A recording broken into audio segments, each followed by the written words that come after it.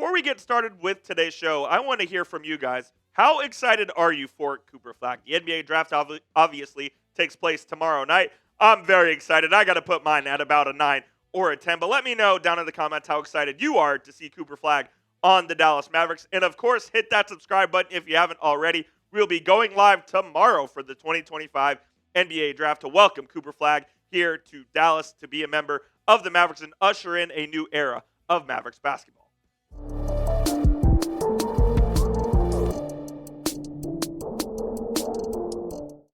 Welcome into the show. My name is Jeffrey Cooperstein. Appreciate you guys for hanging out here on a Tuesday afternoon. I almost said Wednesday, but Wednesday would mean Cooper Flagg is going to be a Maverick. That comes up tomorrow. It is NBA Draft Eve. On today's show, we're going to talk more on Daniel Gafford's extension, some details that have come in from that since the news broke last night. The latest coaching news surrounding the Mavericks is they are expected to lose another assistant coach. And Kyrie's decision to opt in or out of his contract is imminent. All of that here on today's show. Like I said, hit that subscribe button. Hit that thumbs up icon too, if you haven't already. We'll start with Daniel Gafford, who, if you haven't heard by now, did agree to the Mavericks for a 3-year, $54 million deal, which does not come with a trade restriction. This is a good deal for both the Mavericks and Gafford.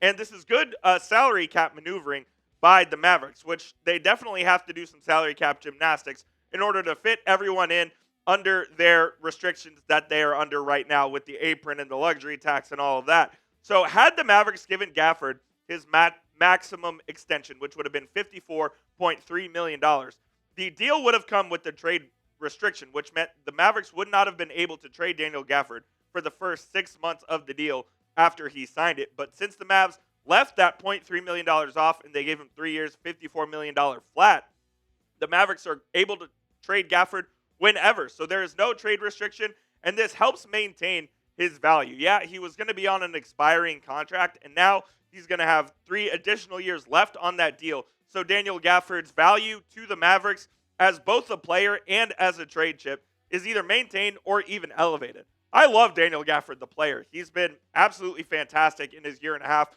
with the Dallas Mavericks, both starting and coming off the bench.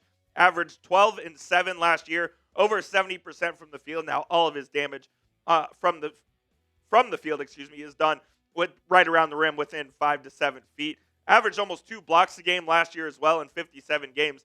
The only drawback with Daniel Gafford is, like Derek Lively and like Anthony Davis, he definitely has some injury issues that the Mavericks are going to have to battle through. Look, when all three of those guys are healthy, they have the deepest center rotation in the NBA with Lively, Gafford, and Anthony Davis if you want to throw them in there. I think this is a really good deal for both sides as Gafford gets his starting money that he wanted in his next contract, whether it be in free agency or from the Mavericks. And the Mavericks get to keep Gafford and maintain the deepest center rotation in the league, which is what Nico Harrison set out to do when he acquired Daniel Gafford and drafted Derek Lively back in 2023. So I think this is a good move all around for both sides. Gafford will be in Dallas, I think, for the foreseeable future. But I do want to ask you guys this, because this is a question that's been going around Mavericks Twitter since the Daniel Gafford news broke. Will the Mavericks trade Daniel Gafford before his contract expires? If you think they will, type T for trade. If you think they will not, type K for keep. Curious to hear what you guys have to say down there in the comment section. I think it's definitely possible that Nico Harrison would move him, but it would have to be a hell of a deal, to be honest, if the Mavericks were going to do that. I really don't think that's going to happen, man.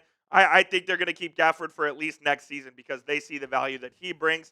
And I think Gafford sees the value that the Mavericks bring to him as well. We'll get to the rest of today's show here in just a moment, but I do need to tell you guys about our sponsor, which of course is Fanatics. When you go to chatsports.com/MavsDraft, you can get the official hat that the Mavericks are going to be wearing tomorrow night, that Cooper Flagg is going to be wearing tomorrow night. Chatsports.com/MavsDraft. That link is in the comments and the description, and when you use that link, we get a part of the proceeds here at the channel. So go help the channel, support the show, and go get yourself a dope Mavs draft hat. It doesn't have the draft there anywhere on the hat as well, so you can wear it whenever. It's just the official hat that they're going to be wearing. So go get hooked up with our friends at Fanatics today, and shout out to them for sponsoring today's show.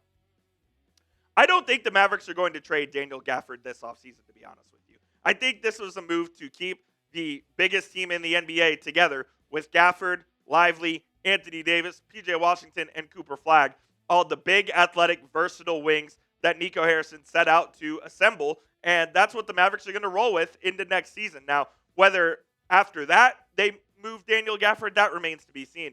Because after next year, you have to start thinking about a potential Derek Lively extension.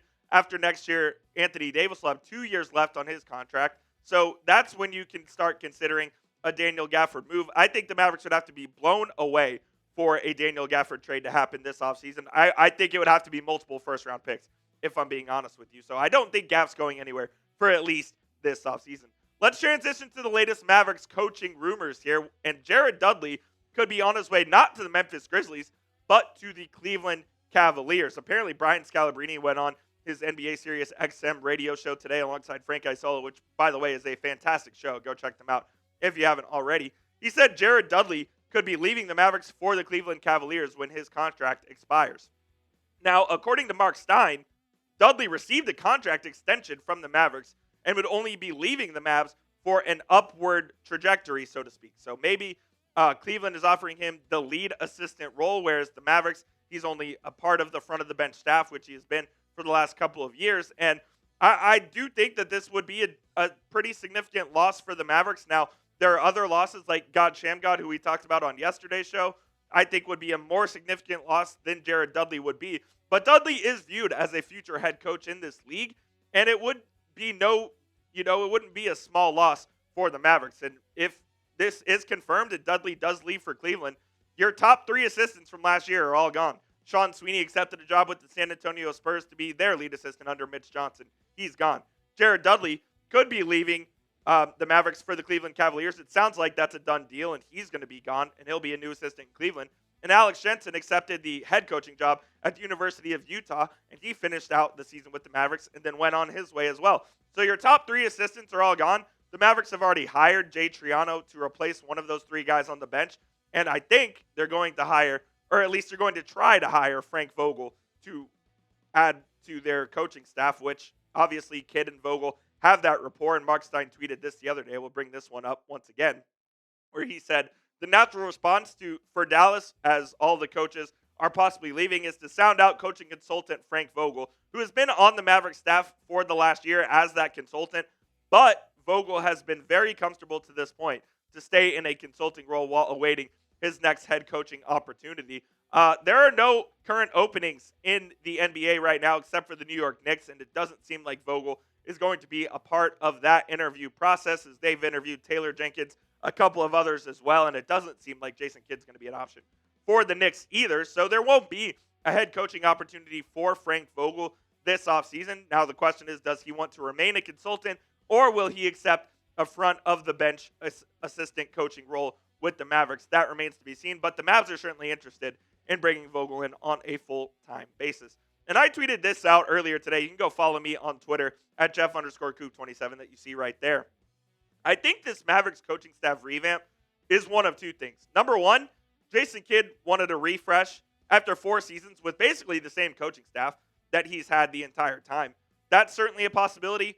Number 2, Nico Harrison is meddling in things that he shouldn't be and that Jason Kidd should be in charge of, which is assembling his own coaching staff. In this instance, and I'll be the first to want to shit on Nico Harrison and bash him, I do think it's number 1.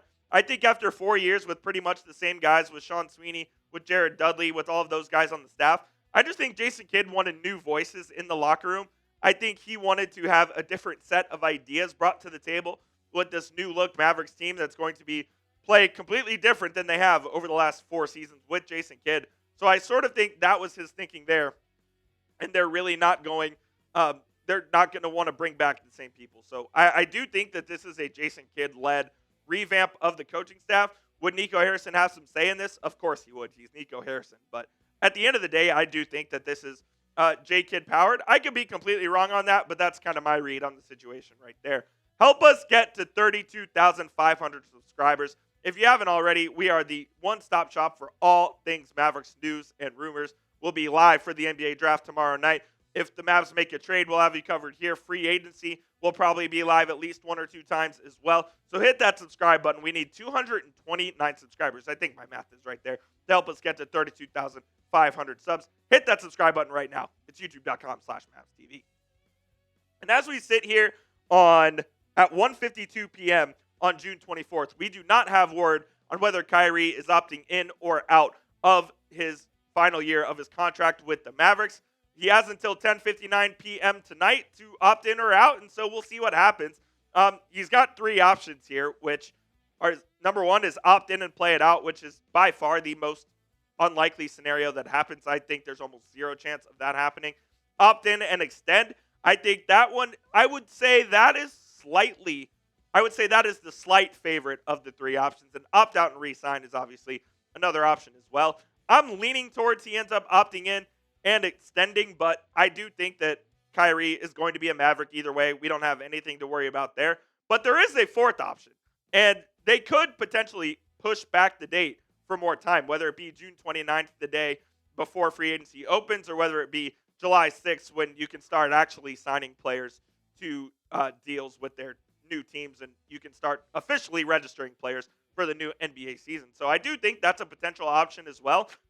If the Mavericks and Kyrie just want more time to decide exactly how they're going to get this done, they certainly could do that. But at the end of the day, we know Kyrie is going to be a Dallas Maverick. It's just a matter of which avenue they decide to go down. I'll ask you this again. I asked you this earlier this week on the show. Will Kyrie accept or decline his option? If you think he will accept it, type A. If you think he will decline it, type D. Let me know down there in the comment section what you guys think. Will Kyrie accept or decline his player option? That will do it for today's show, guys. Appreciate you for tuning in to Mavericks Today by Chat Sports. The draft is tomorrow. We'll have a video out on the channel tomorrow morning regarding the latest rumors surrounding everything around the Dallas Mavericks, and we will be live for the 2025 NBA Draft at 6 p.m. Central Time tomorrow evening. So join us, hit that sub button, and we'll see you soon here on the channel.